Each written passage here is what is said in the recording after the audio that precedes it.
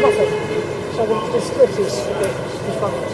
I'm pretty sure we've got more splitters in the live bag.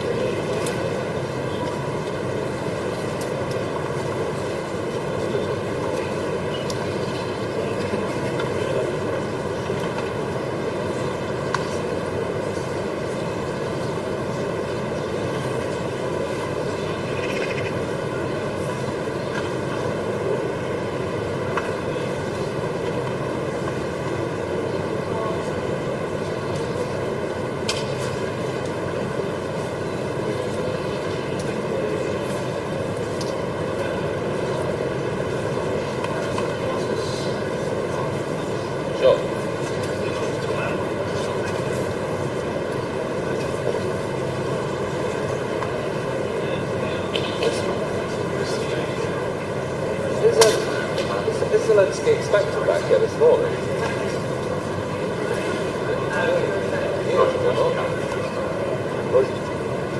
No, I've got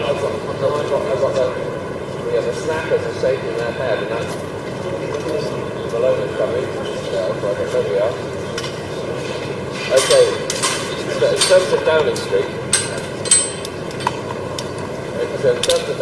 I might always trust the snappers. It's only, it's not to say only, I don't mean it like that, but it's the Italian Prime Minister, Zelensky. So I think everybody else is going to Lancaster House, yeah? Thanks to the snappers. Yeah. Now, thanks to the knowledge.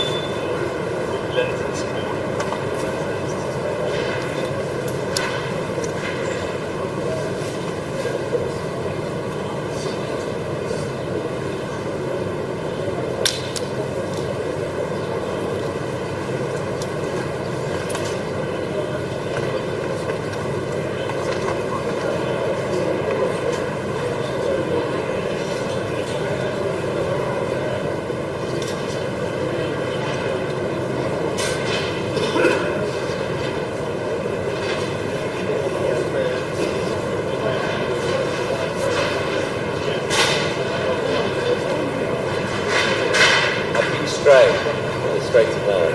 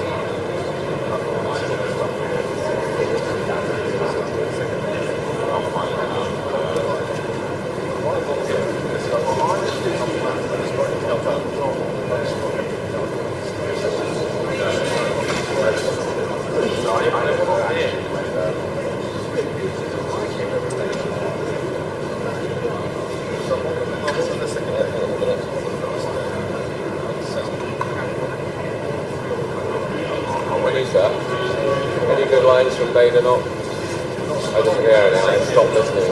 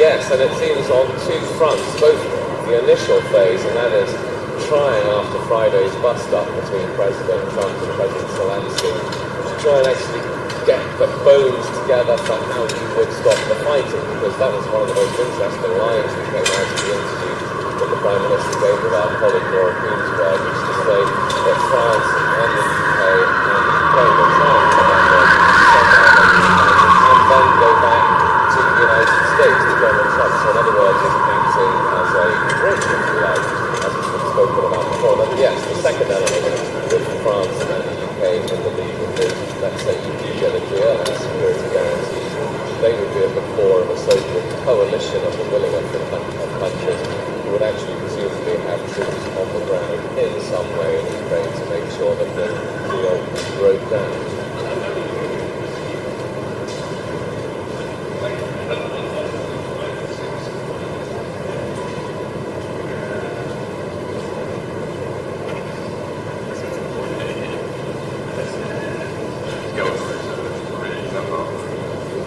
Well, in an ideal world, from the British host's perspective, you get a number of things. I mean, in the first instance, I think Keir Starmer will be hoping that other European leaders agree with him, but tempting as it might be to push back President Trump after what we saw on Friday, that's not a good idea. You just have to bite the tongue, bite the lip, and work towards calming tensions between Ukraine and the United States and the wider West. But then, putting all of that aside, to then get on with what were originally supposed to be the two main aims of this conference, and that is step up defence aid to Ukraine in the meantime, increase economic pressure on Russia, second, try and figure out what this kind of deal would look like, and three, and I think this is what we're driving at, because if there is going to be any kind of deal to try and get the other Europeans to say, yeah, we're willing to contribute money, whatever, in order to make sure that any peace deal would be, as the phrase goes, lasting. If not,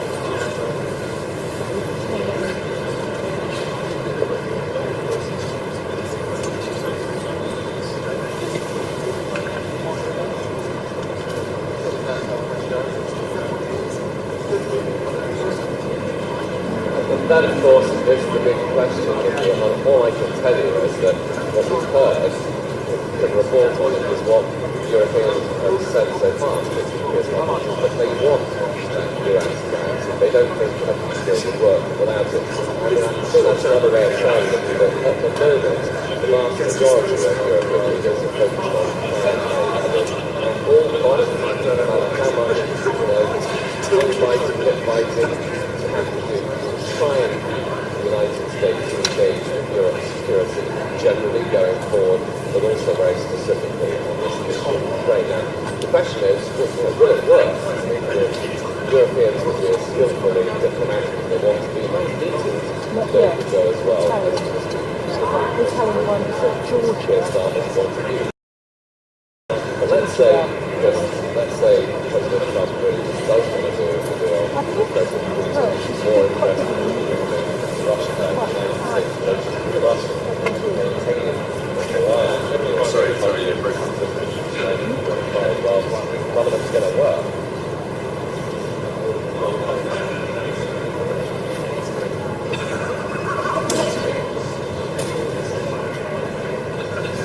Great. Okay, thank you very much. So it's Keir Starmer on board. Lovely to thank you. Cheers, mate.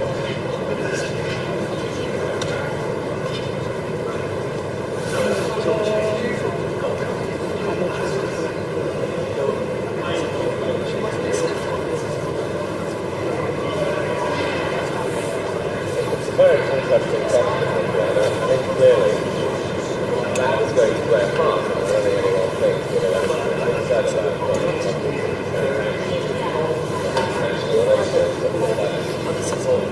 something else that European officials and politicians have said, which may bolster the leverage that President Zelensky has to make the case that they don't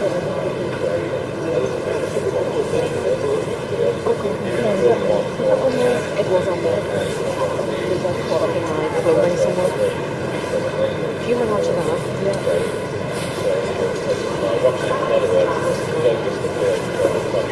Put so many layers on.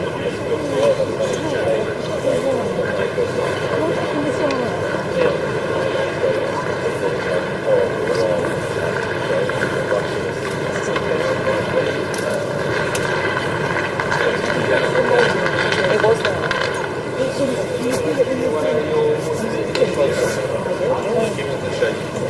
Yes, I mean, every time he was given an opportunity to somehow distance himself or express his horror of what had happened in the Oval Office on Friday, go back to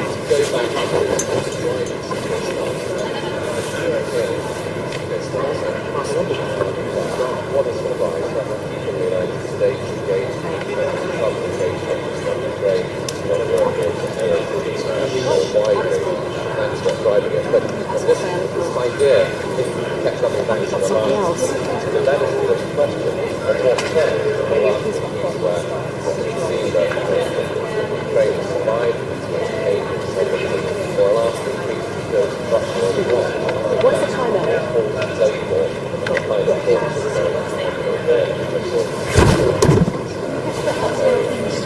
Yeah.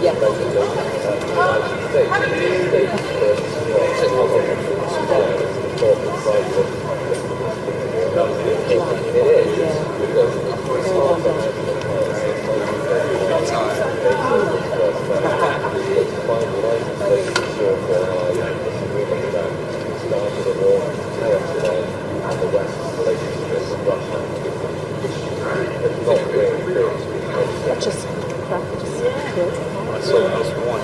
Just literally snapped. Yeah, didn't it? I didn't think it was. So, Yeah, did I? That's the first time I've seen that happen. yeah, sorry.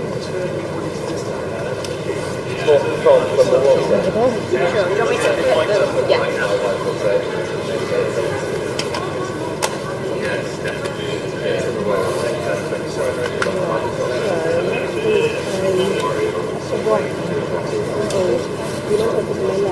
Yeah, you might have to do a quick turn it on the end of its tube. Weird. I just feel like it's so weird.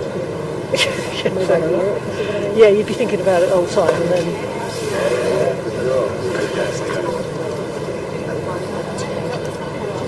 Yeah, just a bit loud.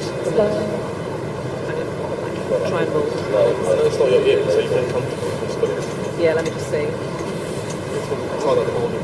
Yeah. I think for the purposes of this first hour, I'll go with that. But This is safer. You should stay on. yeah, Just be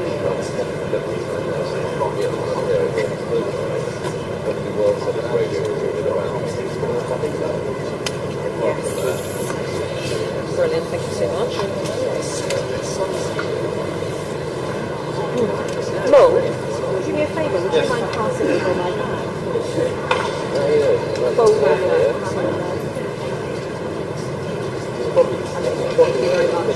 Sorry. Hi there. Hello. Lovely. Thank you very much.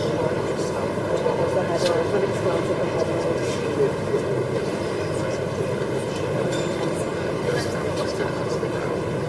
But they know what they're cutting, right? Okay. Yeah. If I don't know what it is, I probably can't go to it. So, but I'll try and.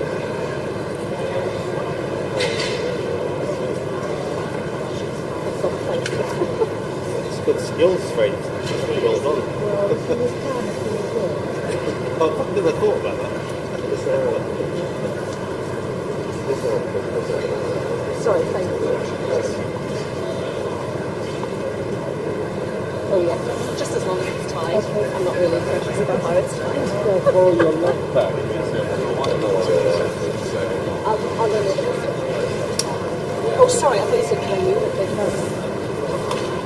Yeah.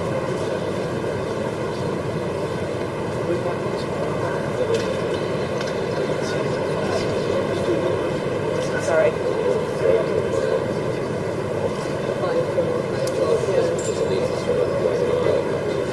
I can't hear anything. Should I be able to? Okay. I was hearing the program. Yes, thank you. Yeah. Yes. Keir Starmer finds himself in the centre of this conversation. I'll be louder.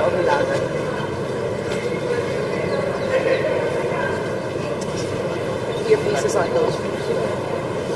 That's your right. That's wrong. Oh, that's wrong. Sorry, beg your pardon.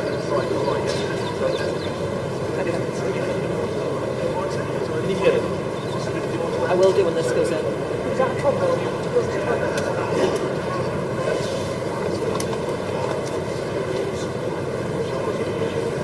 Hi, James. How much? I do have auto cue. My voice is bouncing back currently.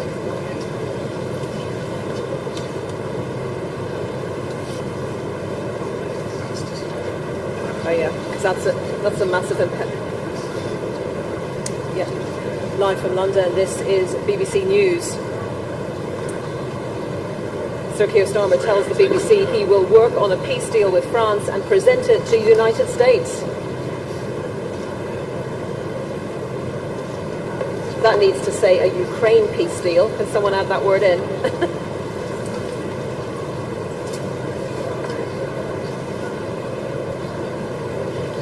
Later, he'll host a summit with European leaders and Canada on how best to secure the future of Ukraine.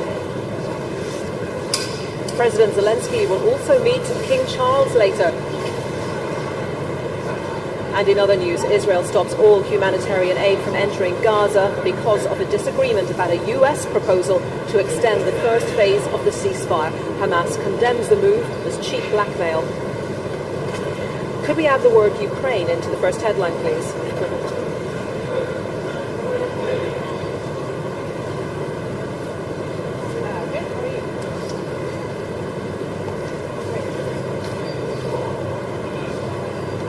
One, two, three, four, five, five, five. No, that's fine. That's fine. That's fine.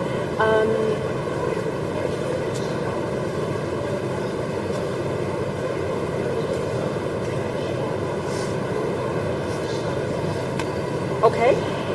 Okay, fine. I think I haven't got time to change it. I think it's going to be too. I'd rather focus and then just try and. Yeah.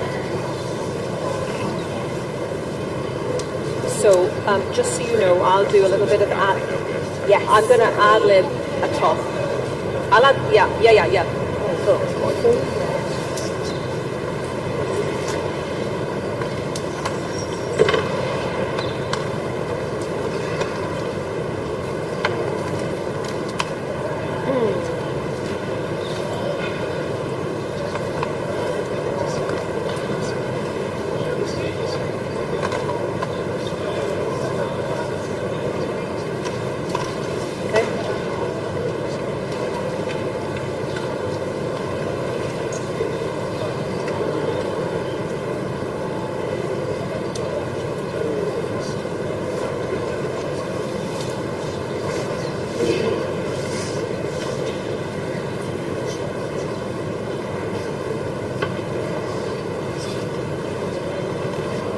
Live from London, this is BBC News.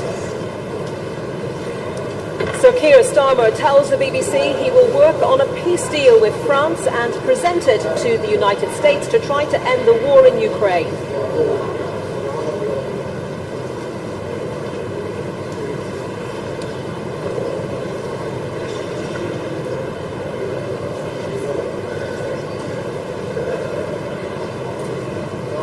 Later, he'll host a summit with European leaders and Canada on how best to secure the future of Ukraine. President Zelensky will also meet King Charles later.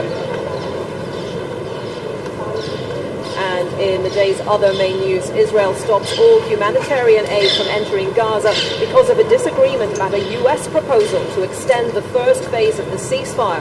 Hamas condemns the move as cheap blackmail.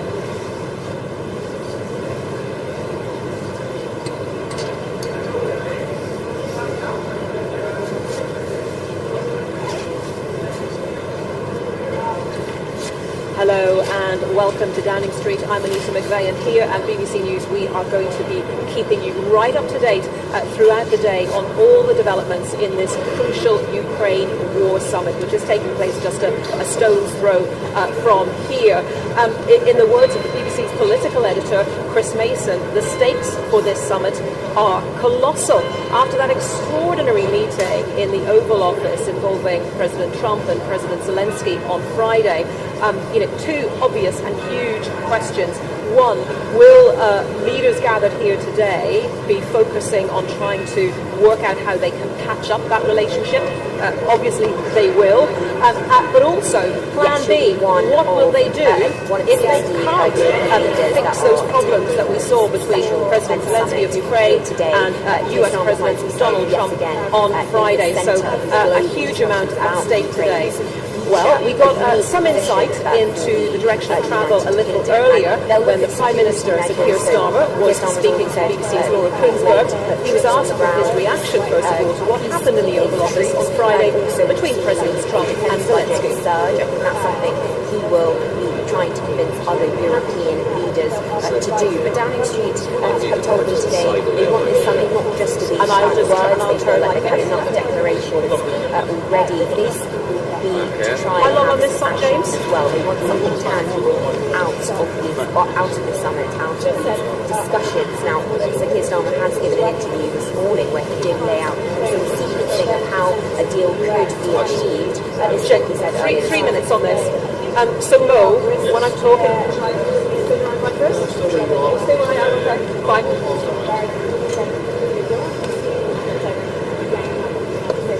Ellie, would you get some, as we go along, would you maybe get a few pics?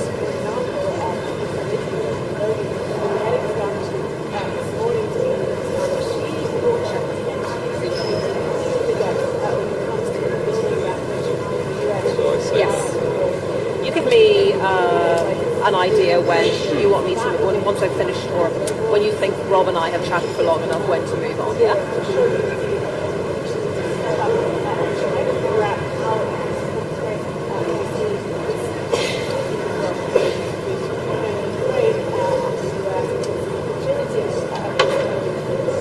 Well, I think that's the tricky part about being in the middle, and we know that Keir Starmer yesterday picked up the phone to President Zelensky and Donald Trump, so he is in the middle of all this.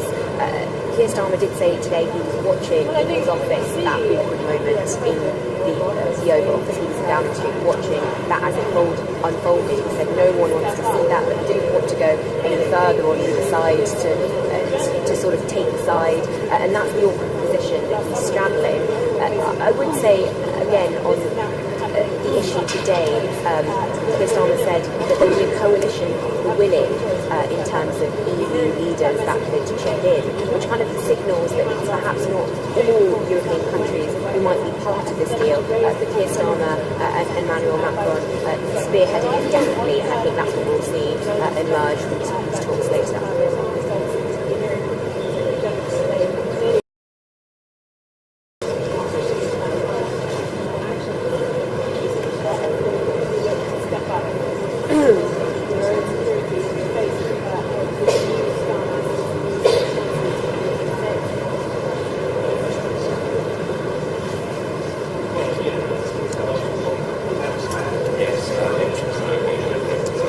I love this little hype team that I have.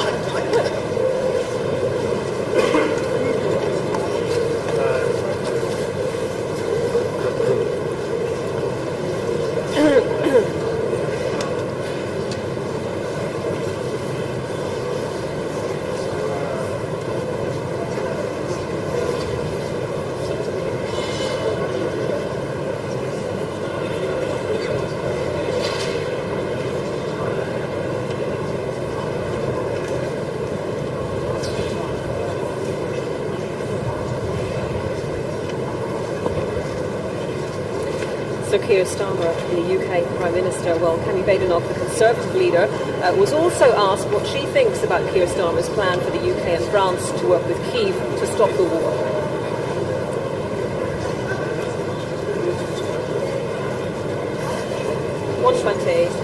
Yeah, I'm just going to do a quick...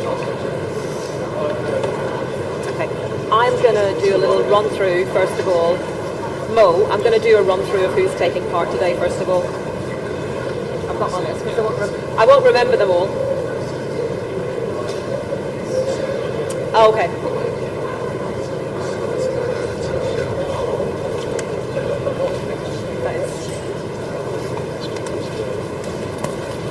Yeah. I am, yes. Thank you.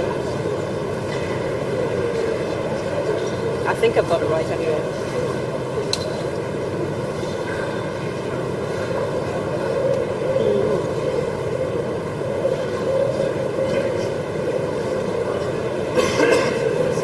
Would you be happy with the question otherwise? Okay, fine. I've got none of that.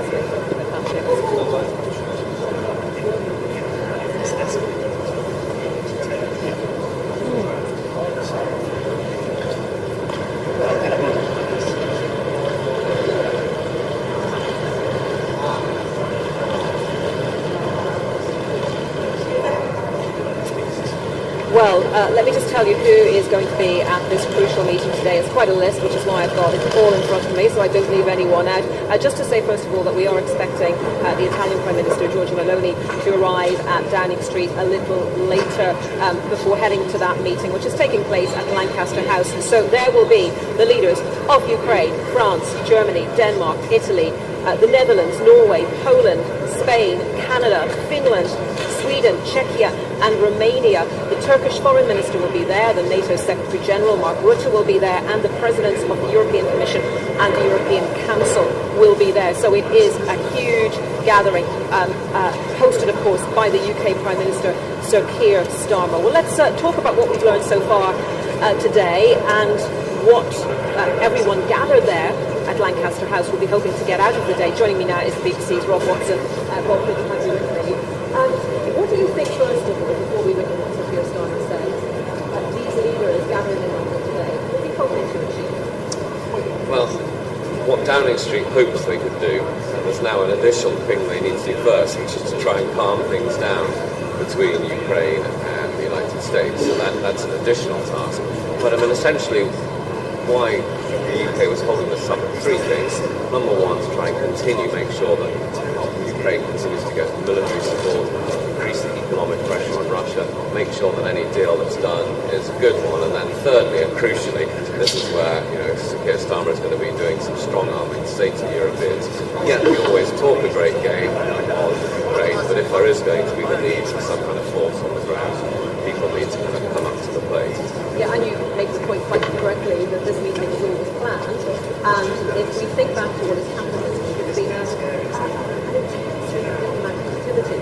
For instance, Macron on Monday, Sir Keir Starmer on Thursday, those days to the office of President Trump went very well, the mood music was very good, and then came an extraordinary meeting with President Zelensky on Friday, and I think everyone's seen and heard about what happened there. So in terms of patching up the relationship, do you think that is going to be a priority for them, patching up that relationship with America and Ukraine? Well, it's certainly the first order of play, right? This was not what they were supposed to be doing this Sunday. They were hoping that Macron and Starmer's visits to Washington would sort of got all that bit out of the way. They've got the United States as they wanted to see it, still engaged with Ukraine on Ukraine's side and in favour of doing a sensible deal. So in some sort of ways, they're further back. Yeah, exactly, they're further back than they were. And so, yeah, the first order of play is to, first of all, is for Keir Starmer to persuade the other European leaders to be on the same page as him. That is to say, tempting as it might be to say, my goodness, what was Donald Trump thinking of?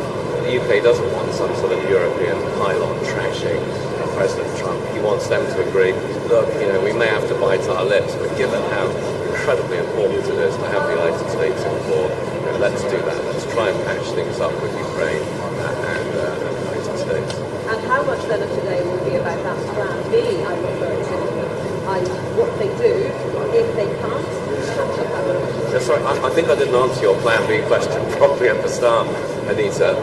I mean, I think what I detect from speaking to officials is that at the moment they are just so focused on plan A, and you can't overemphasize this. I mean, the whole tone of Sir Keir Starmer's interview with our colleague Laura Kingsburg, it's all about trying to keep that eye on the prize, as they would see it, and that is no matter how difficult Donald Trump is as a person to deal with or to like or whatever, we need the United States, not just on Ukraine, but that traditional alliance that existed since 1945. So they are massively invested in Plan A, and they don't want to go to Plan B.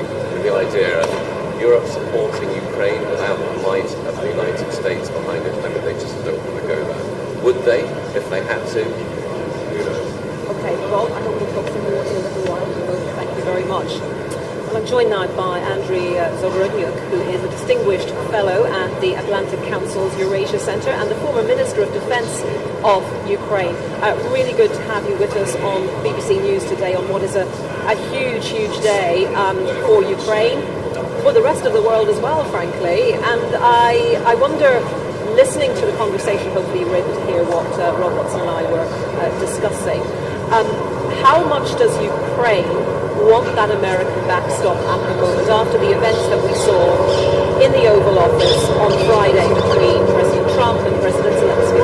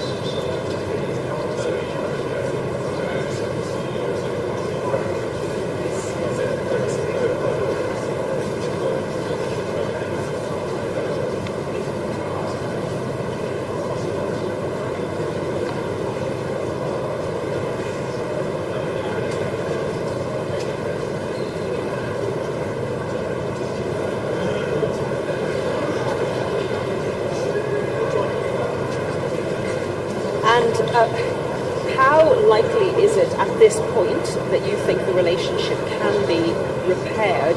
Obviously, after that meeting, we saw President Zelensky on social media thanking President Trump. We saw him thanking Congress and indeed the American people. And Donald Trump has said all along that he wants this minerals deal with Ukraine. So on that basis, do you think it can be repaired?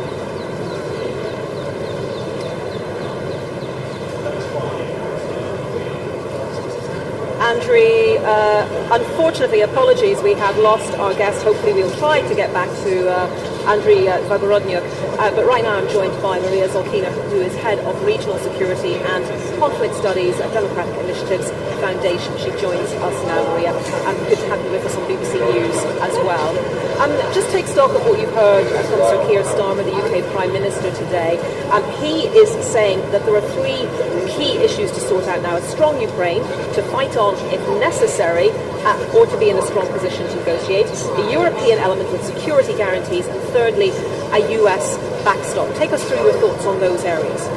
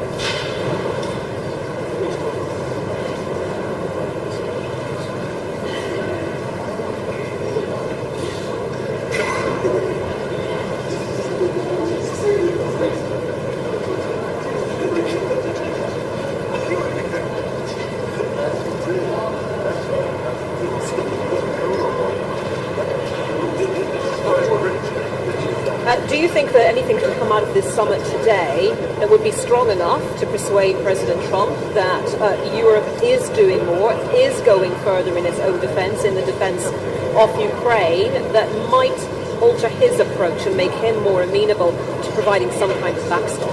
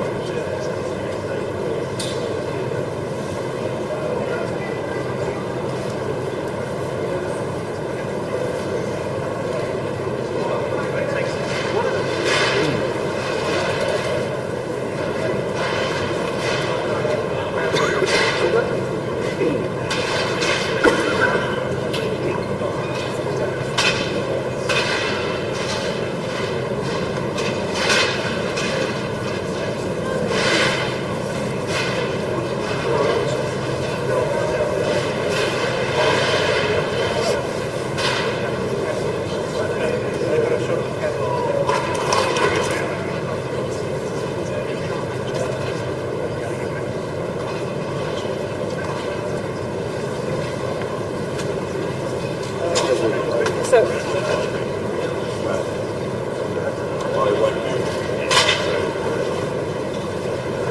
so you are hopeful of a strong statement coming out of this summit today in London. One of those in attendance is the Turkish Foreign Minister. I just wonder if you would have a thought for us on the role of Turkey here, because Turkey has supplied Ukraine with drones. It has the second biggest army of the NATO members. So could Turkey potentially play more of a role?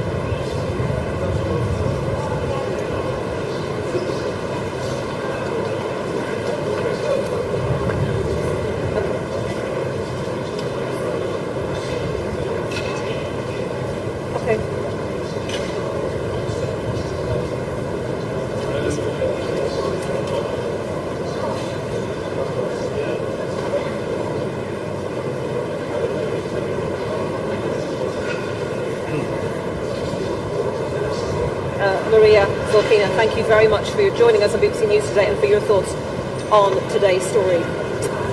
Well, I'm pleased to say we've got our comms re-established with Andriy Zorobrotny, who is a distinguished fellow at the Atlantic Council's Eurasia Centre and the former Minister of Defence of Ukraine. Good to have you back with us. And I think when we lost the line, I was just asking you about whether you thought that there could be a repairing of the relationship between President Zelensky and President Trump, between Ukraine and the US, effectively following that meeting in the Oval Office on Friday.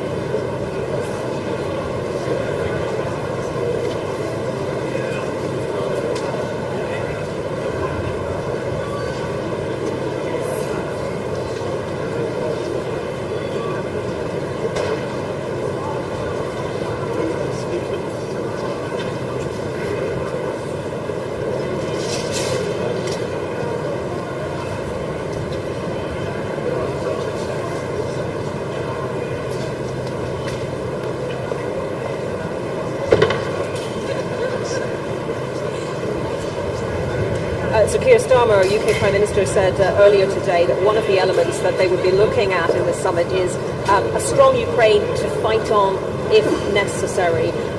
What will be the challenges to that, and how well placed do you think Ukraine is right now to do that, to fight on if necessary?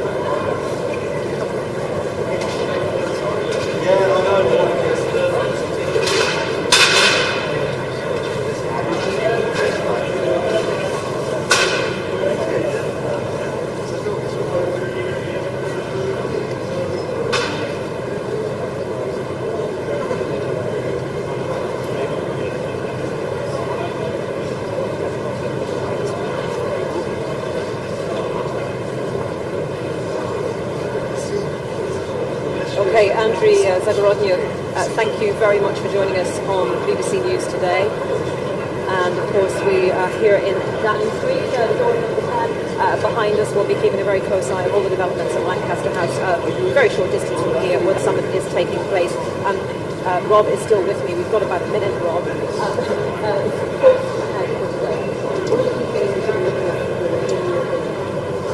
European unity and that approach to Donald Trump. The Europeans agree with Keir Starmer to need to lower the temperature. Unity in the idea of continuing to back Ukraine all the way in terms of defence support. Insistence that any deal is one that is not some kind of surrender to Russia. And of course, signs that the Europeans have had not as the UK was just talk of war and a big game, but to commit in some way or another, at least in principle, to the idea of resourcing some kind of a peacekeeping force on the ground if a deal can be struck. So look at essentially the unity.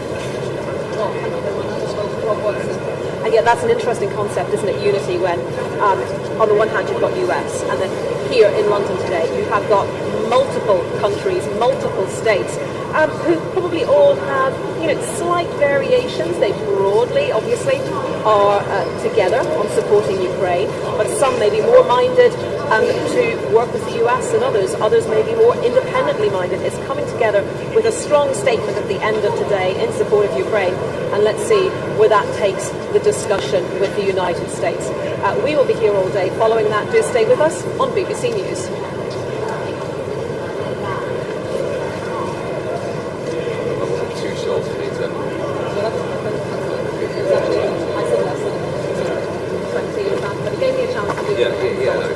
Thank you.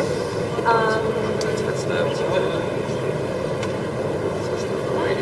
think it's the hands that are going to be suffering. I have got some gloves as well, actually, but we'll be okay. Not until 11, not until 8 minutes past 11. So.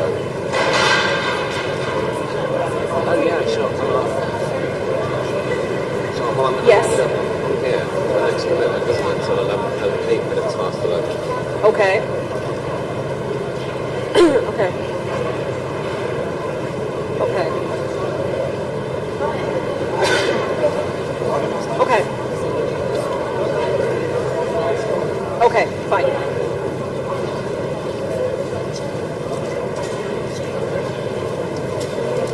Perfect.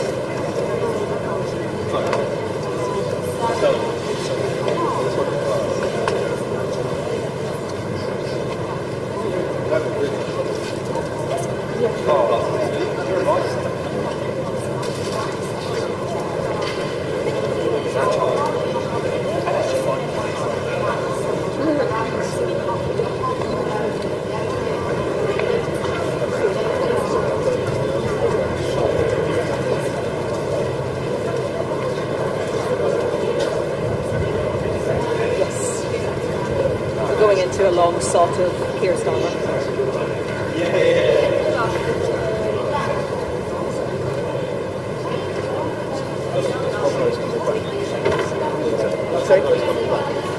Yeah, there's a 13-minute slot and then a 3-minute slot, so it's after that, yeah.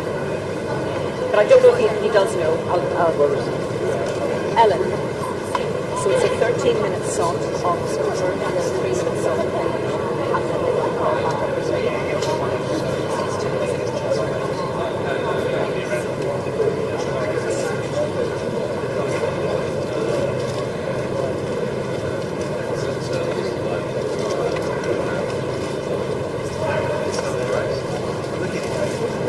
Okay, thank you, James. Was that all okay at your end, that front half? Oh, yes, apart from that, yeah. We got him back, which was good.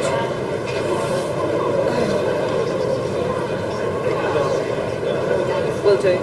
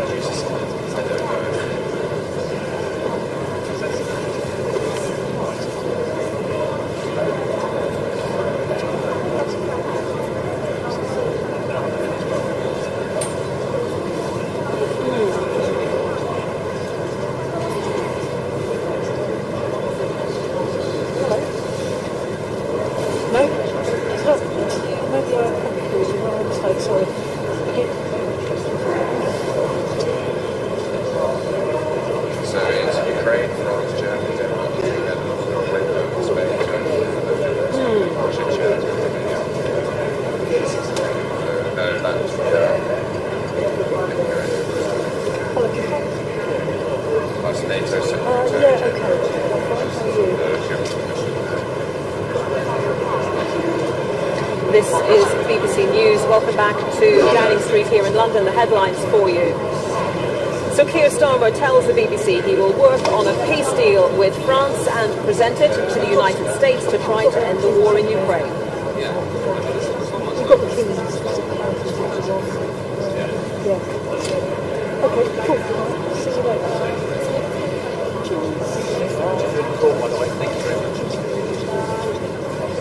Later here in London, he'll host a summit with European leaders and Canada on how best to secure the future of Ukraine. And these are live pictures from Downing Street, where we are expecting some leaders to talk to the Prime Minister before going into that summit. President Zelensky will also meet King Charles later today.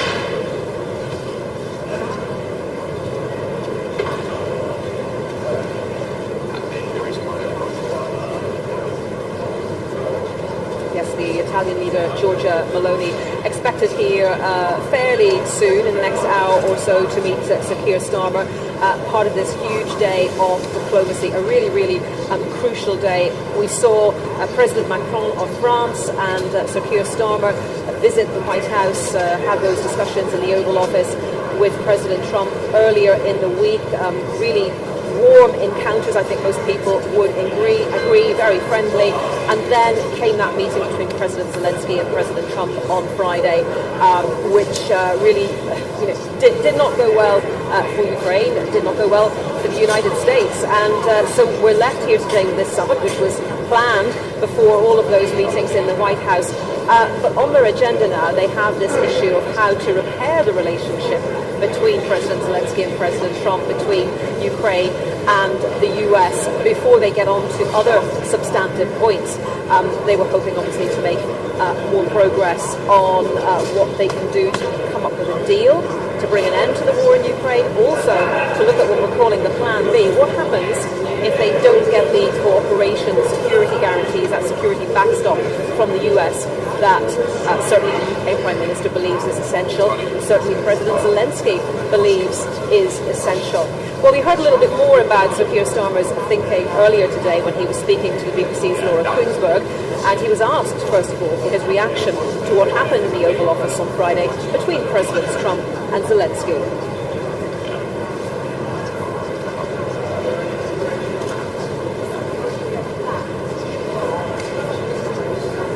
I shall stick my hands in my pockets then.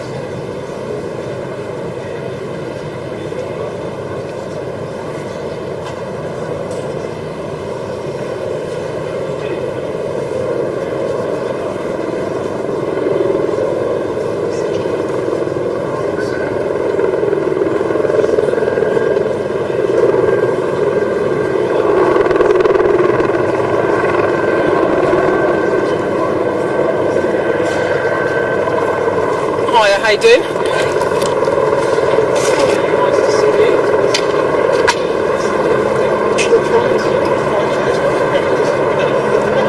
Well, no, but I'm doing the live cam. Where's the live camera?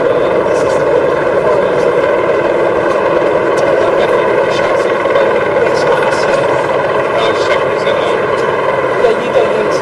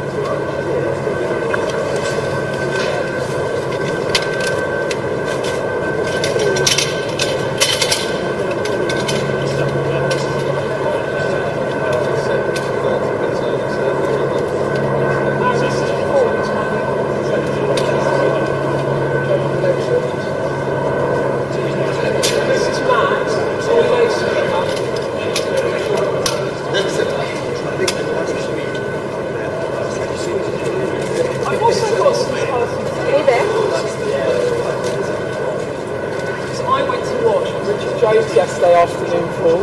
Yeah, because I was like, it's been so intense and horrific, the whole thing. Okay. I need to go and have a lunch. And I've got a large glass of Chardonnay. Is it on the WhatsApp group? If you give it to Georgia, she can put it on the WhatsApp group. That's okay. Yeah, it's really good, but I think it might just leave my phone behind. Yeah.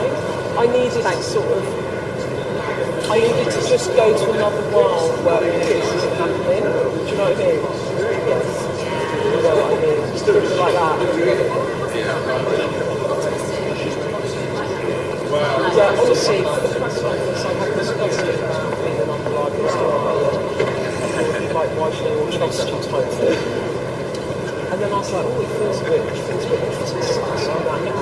I should get to ask it. So I was like, because, you know, it's so pleasant. Great. Oh, do you manage to take any pictures yet? I was just going to finish it. It's just absolutely spitting, which you don't get. Yeah. Anyway, I probably should put some ears in. I'll be popping off on the way 6. Get the squat back. Hello, gallery. So I think rather than bring in these comments, I should probably go into the Baden shot and then do the comments off the back, yeah? I think because otherwise it breaks up the flow of what we do. It breaks up the flow of what we do. We're being so precise about compliments and not fucking up. I think he was doing hours of preparation in the morning, and I just think that and I don't know if you watched him on Laura this morning, but he was so careful about what he said. Do you know? Well, he gave a lot of detail on the news line he wanted to get out, which is we're now going to work together. What do you want?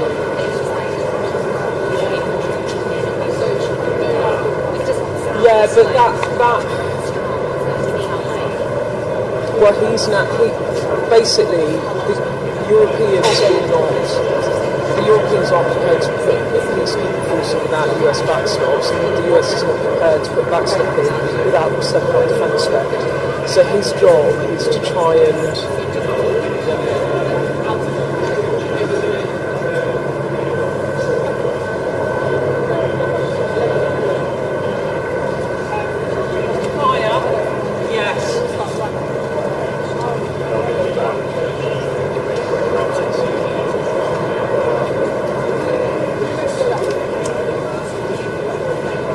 on a stick mic. Can you hear me? I wasn't behind it.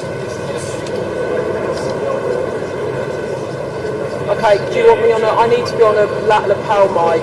And also, is that camera pointing up, and does that give me a double check?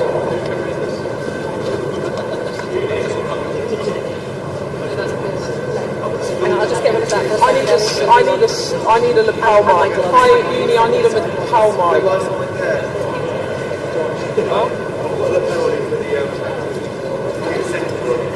No, I just need... Okay. Alright. Hi, love, thank you. Thank you.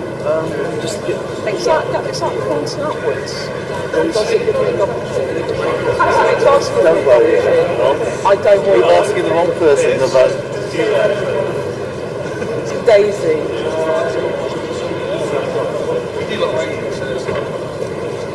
Hello, lovely man. How are you? Thank you. Welcome back. That was chaos, wasn't it? Check me out. Weird. A lot, isn't it? Did you notice I'm wearing very bright colours again? That wasn't me, I didn't touch it. That is a good teal, by the way. I know, well, I need to get Macron to pop over for a chat. Yeah, we've got DigiBTS stuff to do, so... You've got so much stuff. Huh?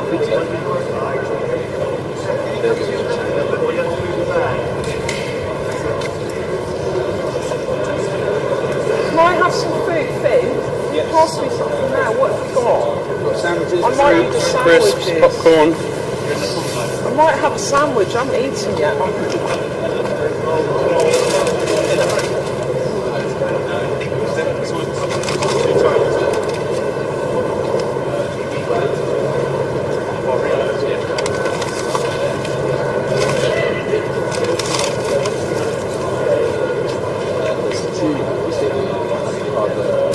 Well, which one do you want? I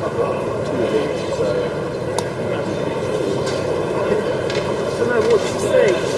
What would you have out of those? Yeah, chicken.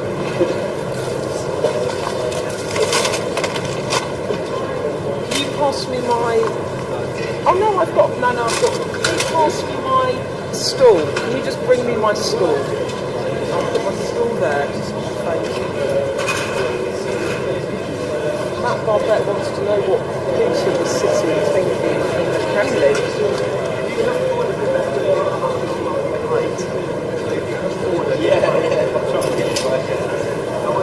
Ellie, did you get any clarity on that phone call with the Baltic states? Well, what's the shout? Read that now. Read that. No, okay. Huh? You get it back on track. Have you spoken to Trump?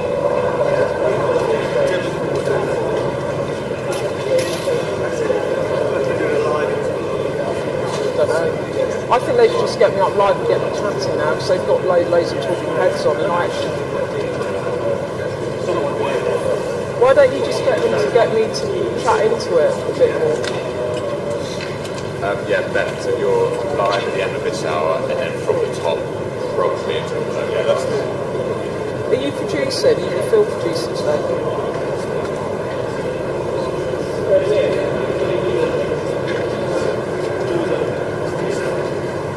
Yeah.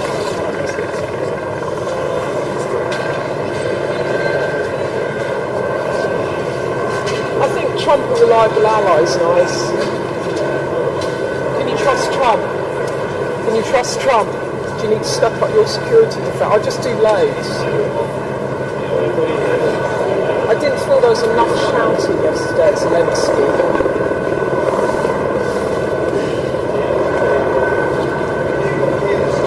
No, I'll just take them off the please. I'll take them out.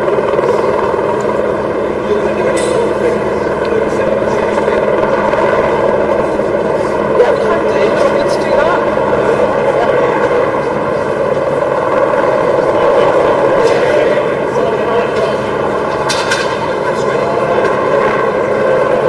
So here's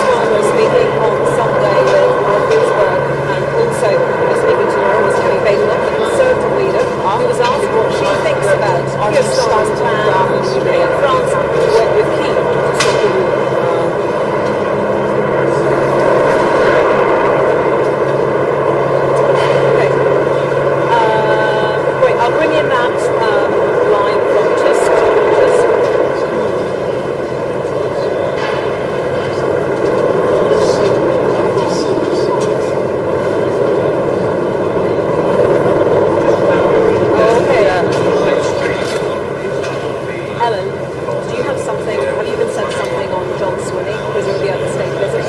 We already knew what they were saying. I personally think, what else did I talk about? On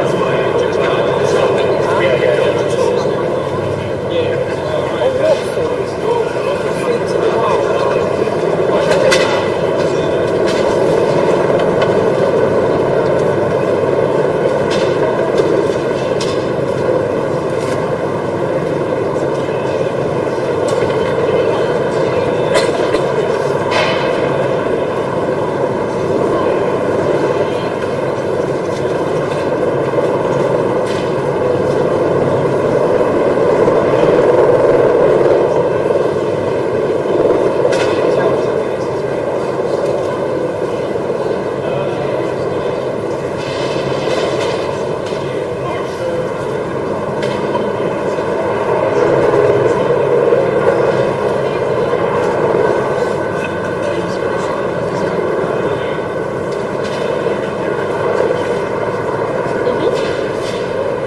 Yeah, just keep me right on timings. I'm just going to do the closing statement first of all.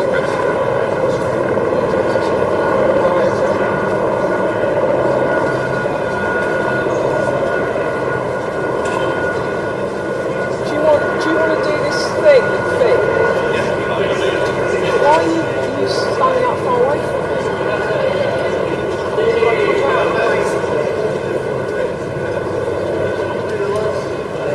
Like the 12-minute like no, we're fine. Yep.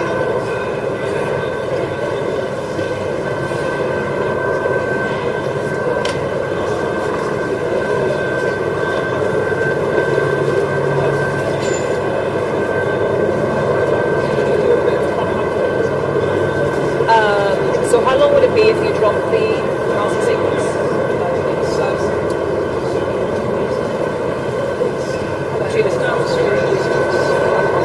It's up to you.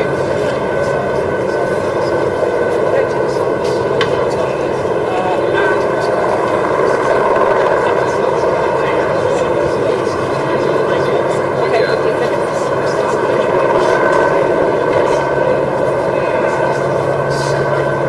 Presumably it's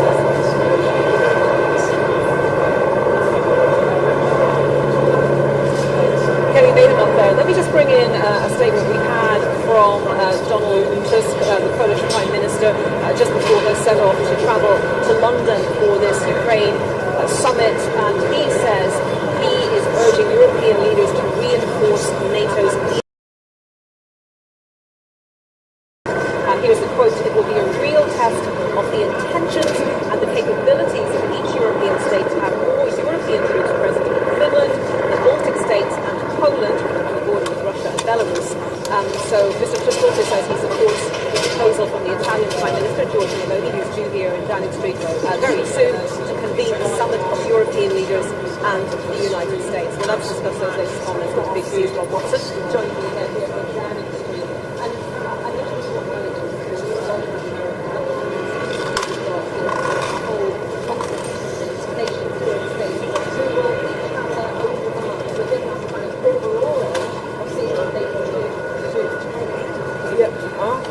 Yes, absolutely different levels of Unless you want to. capabilities. I But absolutely right. I haven't got The summit copy is of the Keir Starmer and others are we on a break now? There is going to be Yeah, we're on a break, love. and if it is going to be Europeans and coalition willing on the ground in Ukraine, what is it that you are prepared to give? And I guess we may have a bit more of a sense of that by the end of October. Not.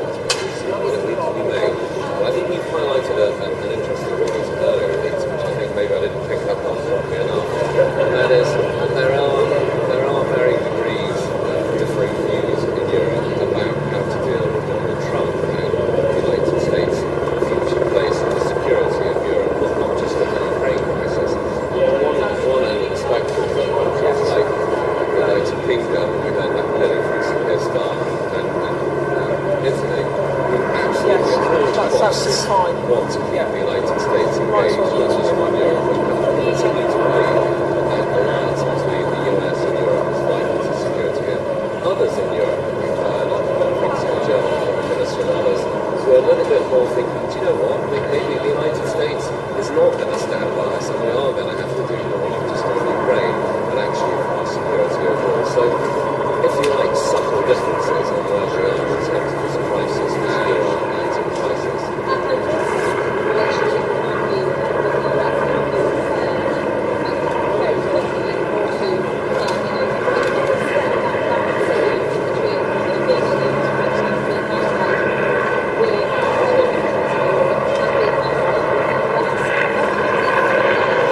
does. And I think what that's to emphasise is not just the UK, but the majority of European leaders, they just don't get to it. And bottom line is, we want the United States to continue playing the role that it has done since 1945. I mean, clearly there are countries which are on the spectrum of, my goodness, maybe that isn't going to work, maybe we need to do more in general, but the immediate crisis is what do we do about Ukraine, what do we do if there's a deal, who is actually there to step up some troops against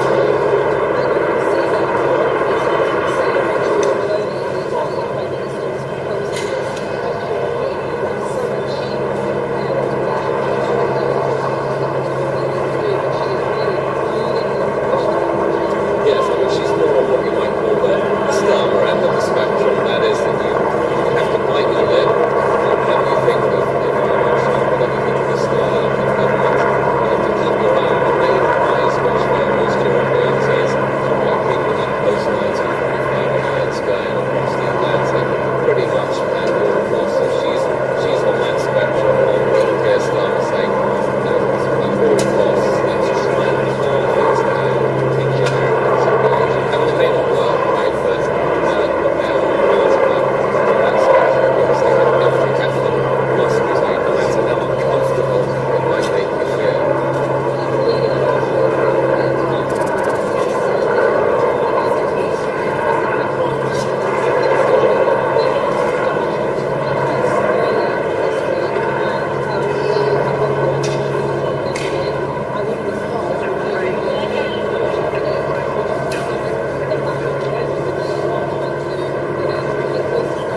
I'm pretty sure that the transatlantic wires are going to be coming in. So Keir Starmer has made that clear, as everybody said that morning, Meloni has been confirmed, that they're all of the view that, again, to me, look at a bit like saying that if you think if your prizes are lasting during the race, you have to keep the Americans engaged. And it is absolutely clear that behind us and 10 Downing Street, the UK Prime Minister in particular is determined not to give up hope that the Americans will one day keep back this.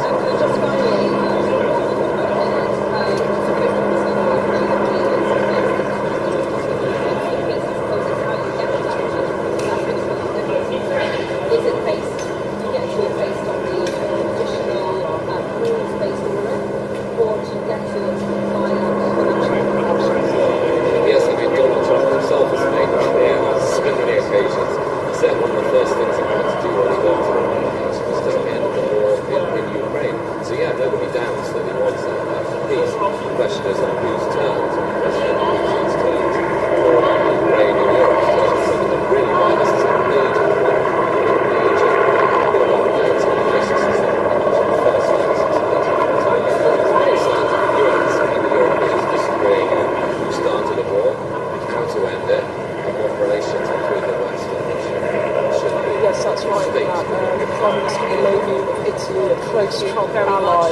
Yes, so here in Downing Street we are expecting Giorgia Meloni, the Italian Prime Minister, to arrive fairly soon ahead of that summit with many leaders from around Europe. Will be moving and to Lancaster House, a grand state building in the centre So do of London, stay with where us for some that. Right intense now it's diplomacy will kick off with with Louise. 18 European leaders coming to that summit as the Europeans try and work out what a security plan for Ukraine might look like, and they tried to pick up the pieces that got broken so badly in the White House on Friday with those astonishing exchanges between President Trump and Zelensky. Look, at the nuts and bolts of it, I'm told by government sources that they do think they can get things back on track. Someone has said to me there will be more ups and downs ahead. We must keep our eyes on the prize. So there will be negotiations with the European about increased defence spending and what can they do with Trump and Zelensky, all still to play for the next after the summit.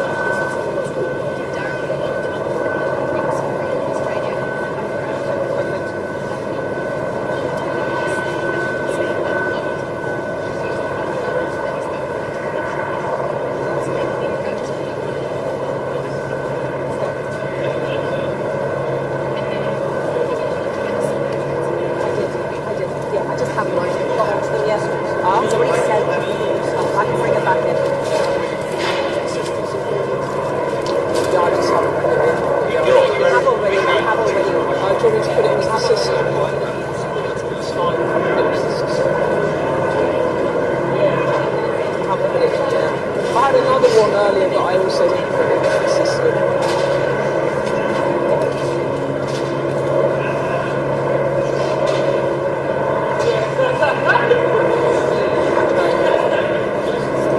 I will be shouting at Meloni. Sorry, I'm going to put it into the system now.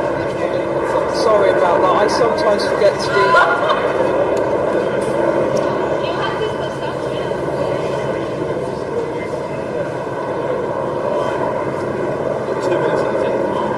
Okay.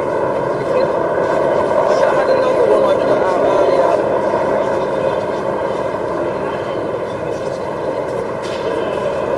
Yeah, I won't wait for a cue. I'll just take my own cue then, yeah?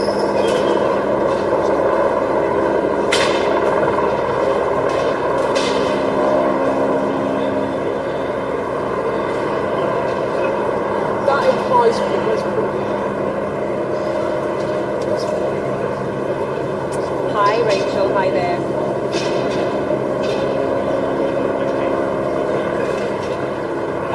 Guys, I do. Am I going to be in vision? How are we doing it? Am I out of vision or in vision? No, but I'm just, when I'm doing a two-way, just so I know.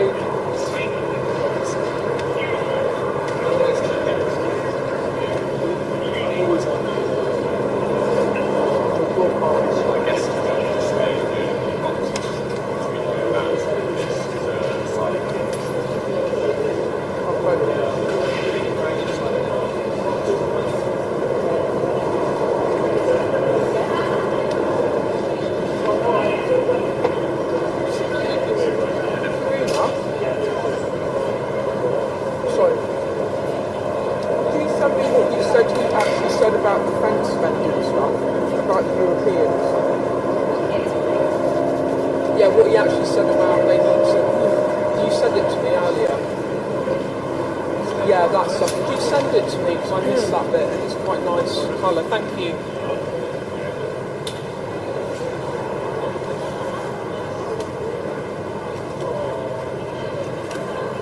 Live from London, this is BBC News. So Keir Starmer tells the BBC he will work on a peace deal with France and present it to the US to try to end the war in Ukraine.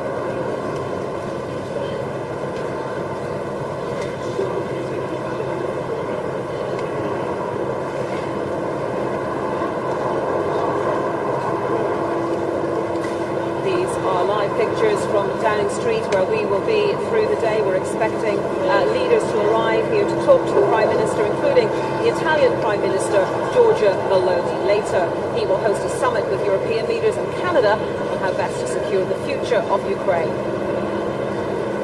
President Zelensky will also meet with King Charles later. The other main story today, Israel stops all humanitarian aid from entering Gaza because of a disagreement about a US proposal to extend the first phase of the ceasefire. Hamas condemns the move as cheap blackmail.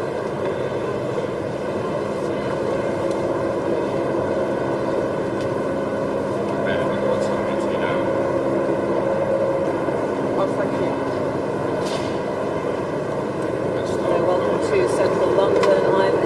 I'm in Downing Street where in the next few minutes we are anticipating the arrival of the Italian Prime Minister Giorgia Meloni. She spoke to President Trump yesterday ahead of today's crucial summit here in London, and she is calling for an immediate US-European summit in addition to this summit to try to iron out the issues that could lead to a peace agreement and bring an end to the war in Ukraine. Ukrainian President Volodymyr Zelensky is in the UK.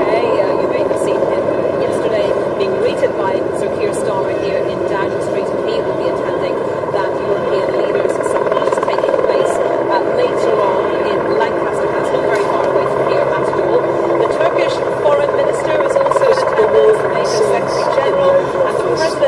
Friday night and the European Council also had weeks. And earlier today, Prime Minister Keir Starmer spoke to the BBC live on Sunday with Lord Coatsworth, and he was asked for his reaction to what happened in the Oval Office on Friday. Then Starmer to the White House on Thursday, all the while Ukraine in negotiations with the US to sign this minerals deal, which President Trump wanted, and Zelensky said he was prepared to offer, and President Trump saying that this would really grease the wheels, if you like, in terms of the relationship between the US and Ukraine, and also kind of putting the US front and centre of these peace negotiations, and then it all just blew up before our very eyes on Friday with Zelensky ejected from the White House after being berated in the Oval Office by the President and his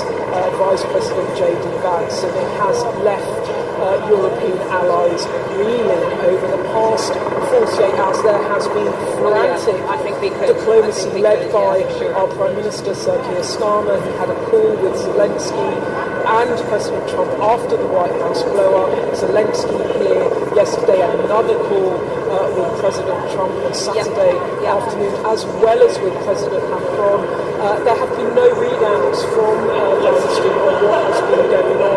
All of this diplomacy behind closed doors in what has been clearly very tense and unpredictable. But the Prime Minister on the BBC this morning, doing an interview ahead of this big summit, said that he had agreed with France and one or two other possible European countries that they would work with Ukraine on a plan to stop the fighting. They would discuss that plan then with the United States. So the Prime Minister said he wanted to be a bridge. Now really stepping up, it will be he with Macron and maybe a couple of others, maybe Prime Minister Meloni, who will come up with a plan to put to Donald Trump as they try to get this thing back on track. But speaking to government sources this morning, one person says they do think they can get things back on track. They told me there will be more ups and downs ahead, but we must keep our eyes on the prize. Another government source tells me that they were working yesterday to get President Zelensky back to the table and do that deal, that minerals deal. We think it's the right thing to do. Today is about getting European leaders to go beyond Twitter rhetoric and step up on defence spending, and also prepare now for a world with no US security guarantee for Europe, not just Ukraine. So there has to be a plan B. And look, at the heart of this, the Prime Minister will be demanding for more European security defence spending. There was a reason that he brought forward and scrambled together that commitment to lift defence spending ahead of the meeting with President Trump in the White House. President Trump has consistently said NATO allies need to up their defence spending. So the Prime Minister saying 2.5% of GDP on defence by 2027. He will be calling very clearly for European leaders to step up. Quite simply, at the heart of this deal, there will be no US security guarantees without increasing defence spending commitments from the EU, and there will be no EU peacekeeping force, or European rather peacekeeping force in Ukraine without a US security guarantee. So this is really chicken and egg, and it is falling on the Prime Minister alongside President Macron to try and patch this thing up, get the show back on the road. So it really is a critical meeting today of European allies. Okay, I'll just bring in a couple of lines before I... Okay, I'll just bring in a couple of lines before I do that.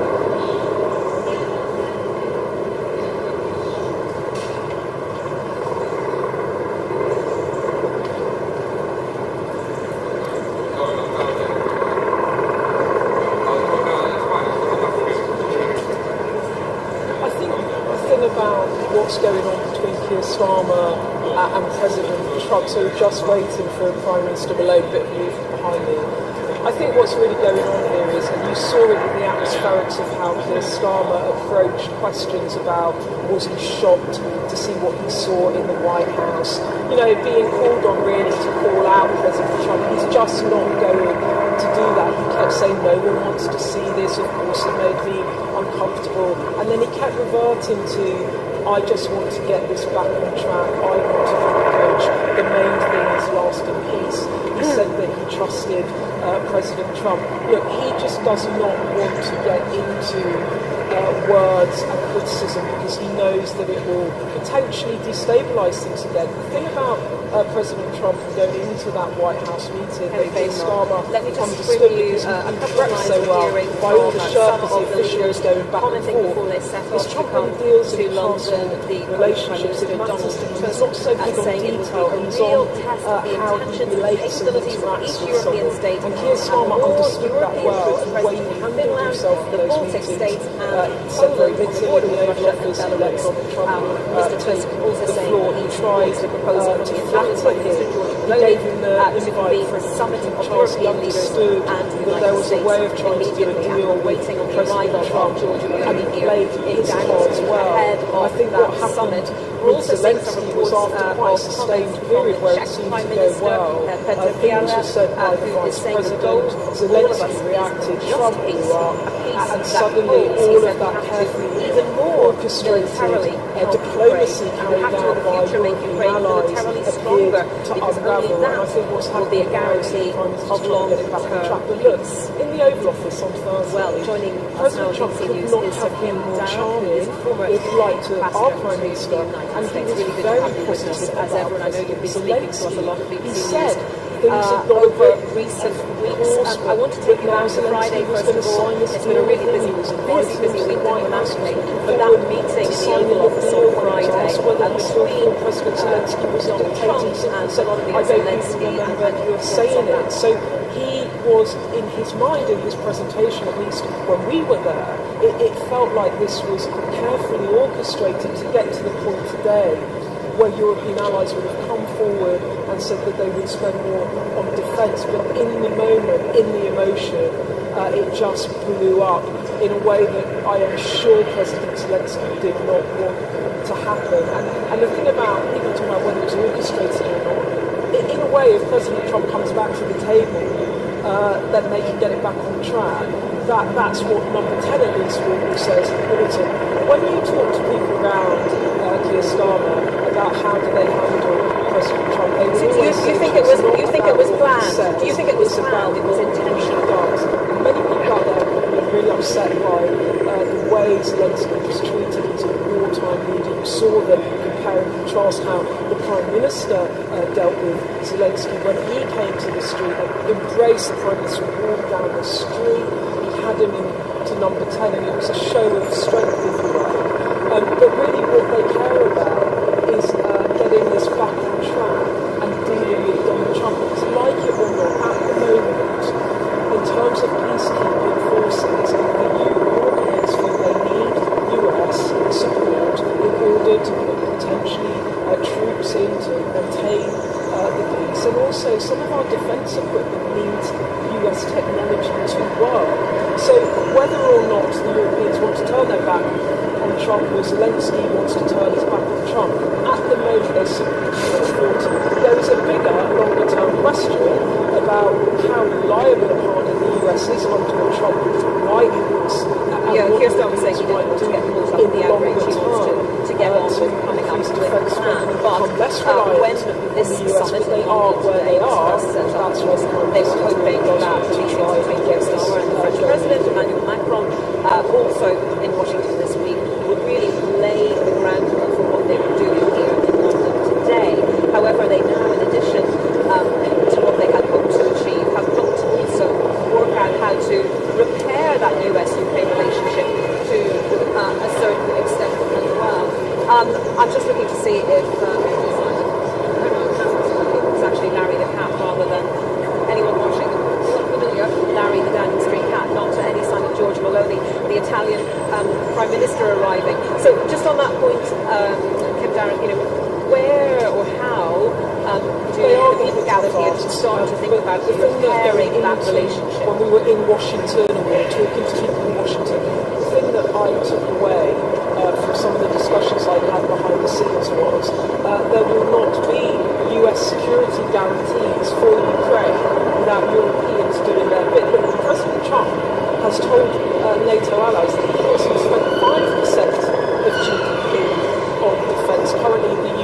spends 3.4% of GDP on defence, and the question here is whether or not others will step up like the UK Prime Minister has, and he will be tough on that. You saw a flip of this in the interviews he was doing this morning when he said it's not about people talking the talk, it's not about going on to Twitter to show support for Zelensky, it's about hard power, that is money.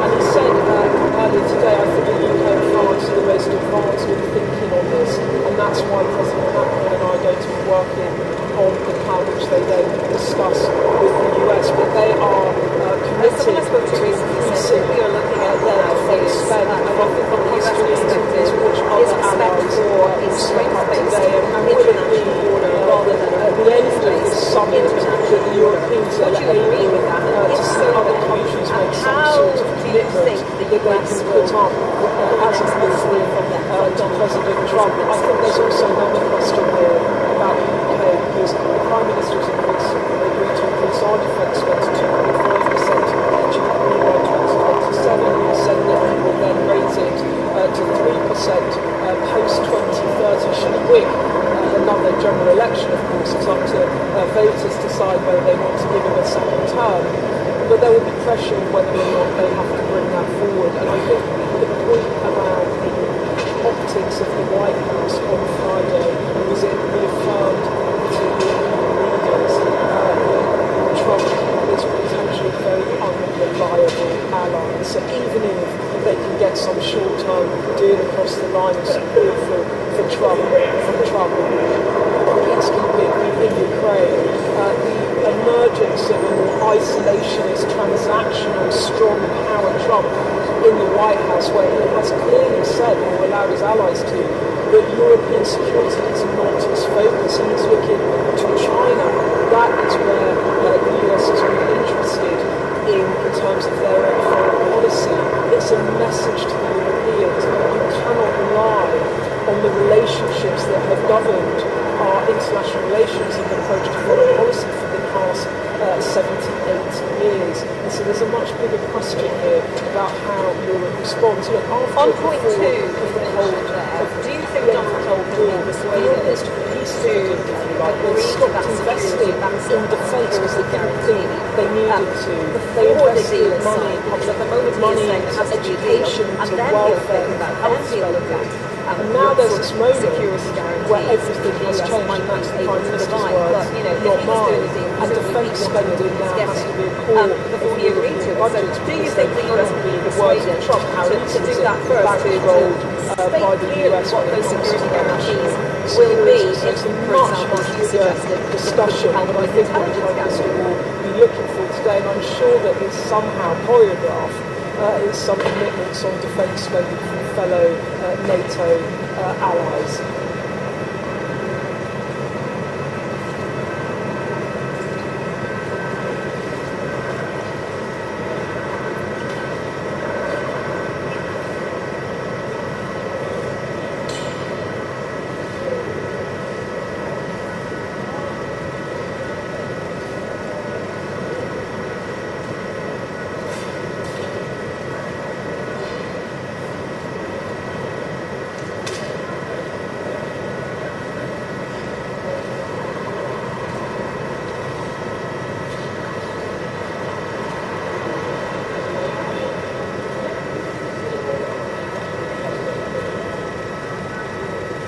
I think the element of this that we haven't spoken about much at the moment is about how confident is Trump in terms of secrecy, if what really as struck me at the press conference of the Prime Minister on Thursday, East Room of the White House, to get out of this was meeting when Trump today, said this that deal would be will happen a promise of more European and as the Europeans and the US talk amongst themselves in areas about like security guarantees for Ukraine, European steel, if that was to be what they had in place, do you think it would be more likely what Trump is trying to do is get Putin to yes, we can move on these security and what I think is sort of not said much but might be going on behind the scenes is that Trump needs Putin to come to the table, and so maybe he is equivocating a bit on Zelensky and Ukraine, so he needs to get he said he's going to support Eastern, he's put his reputation, his state staked his reputation on that.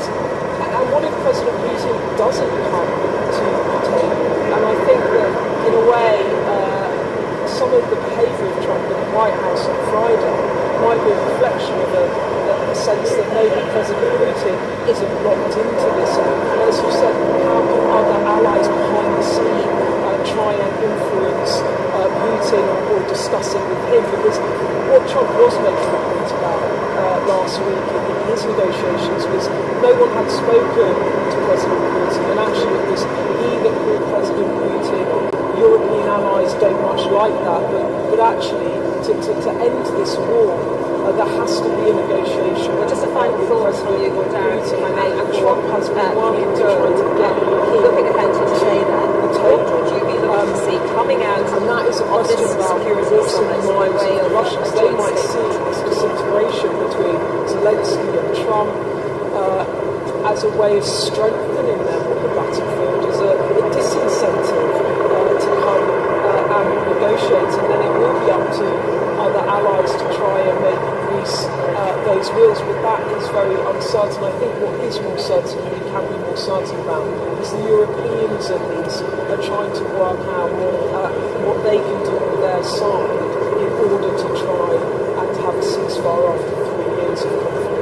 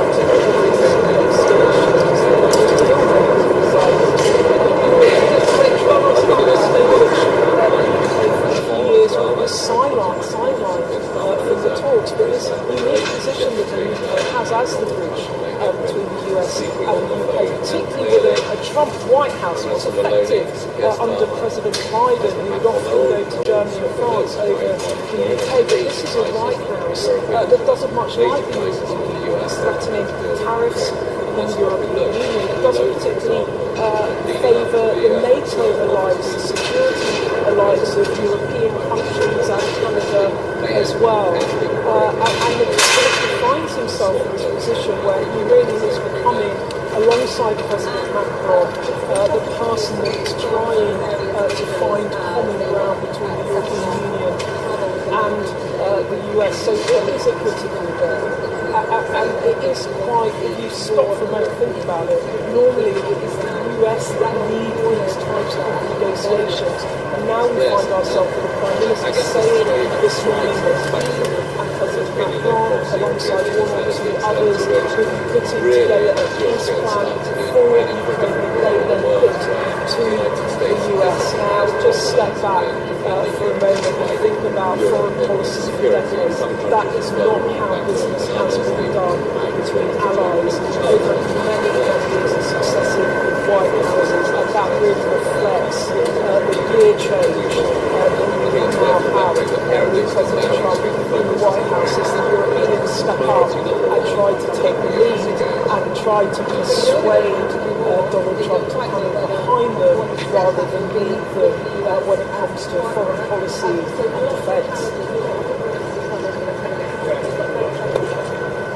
Yes, absolutely. I mean, in the first instance, it's how to keep the US engaged, and then you have all of us wondering, well, what do they do if they can't be contacted? Donald Trump wants to do a deal with Putin. It's not acceptable to damage to others. Okay, we will be looking for lots of signals throughout the day as we hear more from that summit, and we will keep you right up to date here on BBC News. So do stay with us through the day from Downing Street. Do see us. Yeah, but the difference here is when it's Italy first or America first is that this is a Russian aggressor on the borders of Europe. And what no European leader wants is for this war to spill out beyond where it already is. And there is a difference there because, as Zelensky himself said to President Trump on Friday in the White House, there is a sea between the US and Europe. And when it comes to European leaders, there is but a border, and there is Russian aggression, Russia invading a sovereign nation, nervousness from other European partners, and Meloni and other European leaders, they now have to work out how they deal with not just the Ukraine problem, but a problem for the whole of European continent. And so Meloni will have to decide the extent to which she will step up. What we already have, what we know, is that certainly France and the UK are prepared to put troops on the ground in any peace deal to police the border between Ukraine and Russia. And I think the questions today will be to what extent European countries commit to increase defence spend, but also what might that army of European troops look like, because they can't be European Union and they certainly can't be NATO troops. That would provoke Putin more. European countries individually, now is the moment where they do need to step up, and that's what the Prime Minister will be pressing them on today.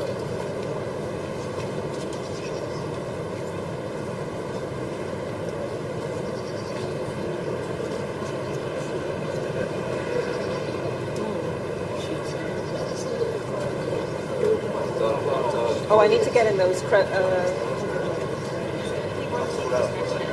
Yeah.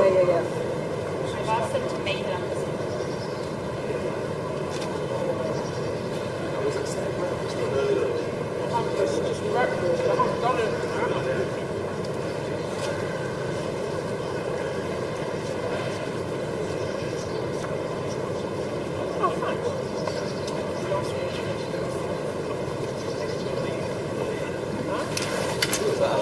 Yeah.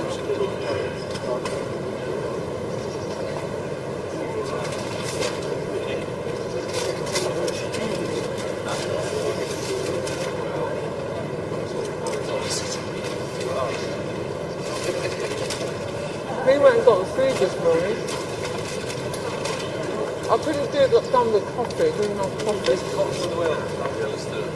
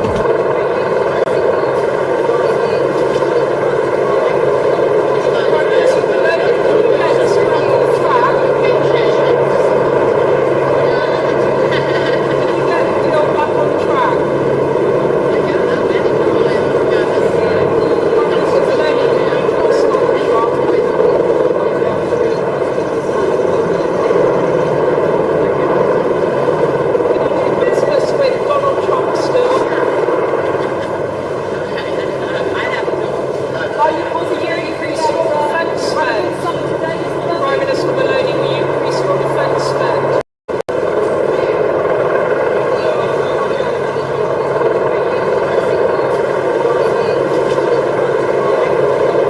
Prime Minister Meloni, will you let us run on track?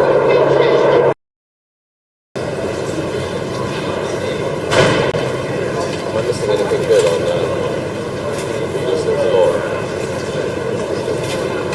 What was good?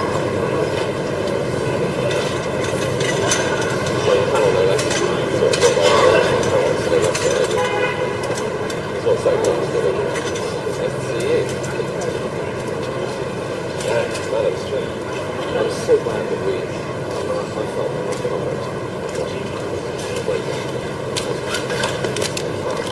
we discussed all of this stuff immensely uncertain. Everything that happened on Friday made what I was saying make sense. I really judge it. Historically, does these stats like that? And I don't regret it. I think this is a proper crisis. Immense factors.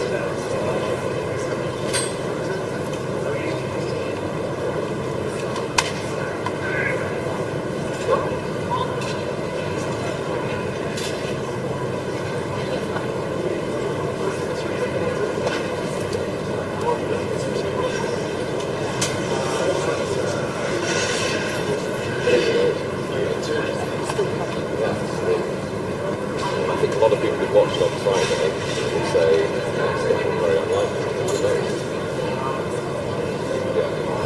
Yeah.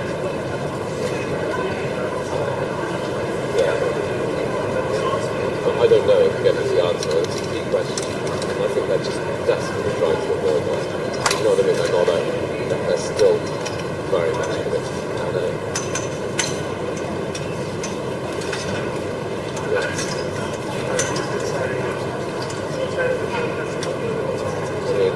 It's just a bit more hopeless. Swift. Are you watching it? Are you listening on Swift? Is that the actual... okay.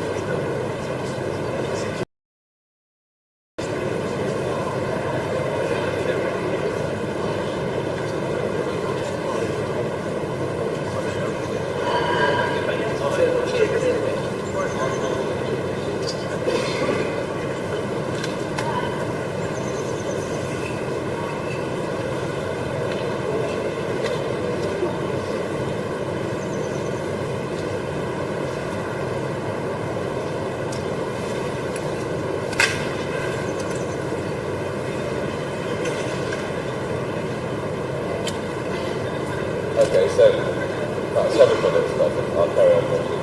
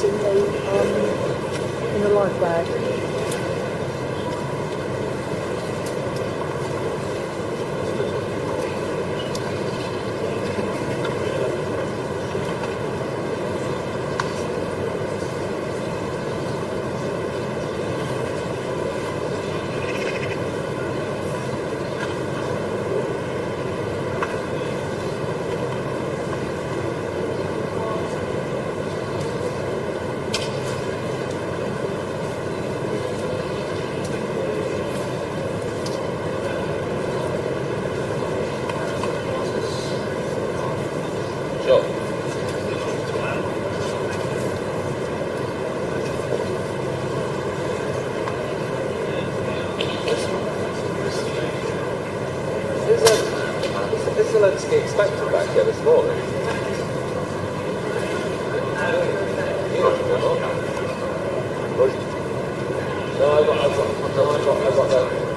The snappers are shaking their head, and that's always O'Neill horse head shaking. So who is coming then, snappers? Melona's coming. Yeah, right, there we are. Okay, so in terms of Downing Street, I might always trust the snappers.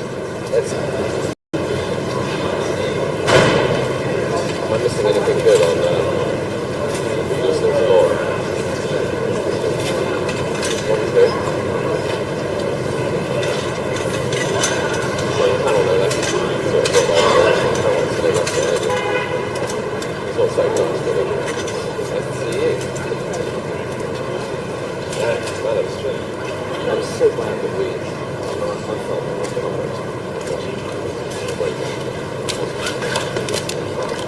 we discussed all of this stuff immensely uncertain. Everything that happened on Friday kind of made what I was saying make sense. I really judge it. Is there anything else? Does he stand like Zelensky? And I don't know.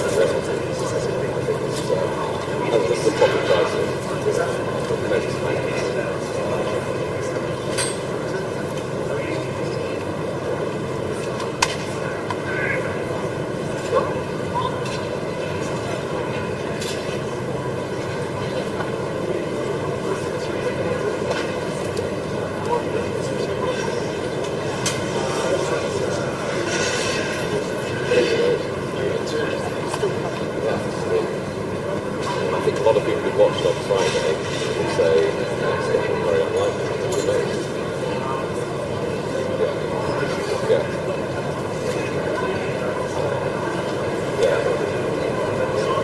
I don't know if again is the answer. It's a deep question. And I think they're just desperately trying to avoid that. You know what I mean? They're still very much in it. Invasion throughout the war by Russia accepting that, and indeed that has taken the view that some of the Russians involved may be guilty of war crimes. I mean, it is, I just say it because just to emphasise the astonishing turnaround in events and what the Europeans here are struggling with, which is, do they fundamentally see the war in Ukraine, both its causes and how you end it in a different way? And we haven't heard a great deal from Dr. about why he takes that position. It's certainly been asked. It was asked in the overall presidential press conference during the week, why do you trust President Putin? And he's really answered that question. No, although I watched all of those Oval Office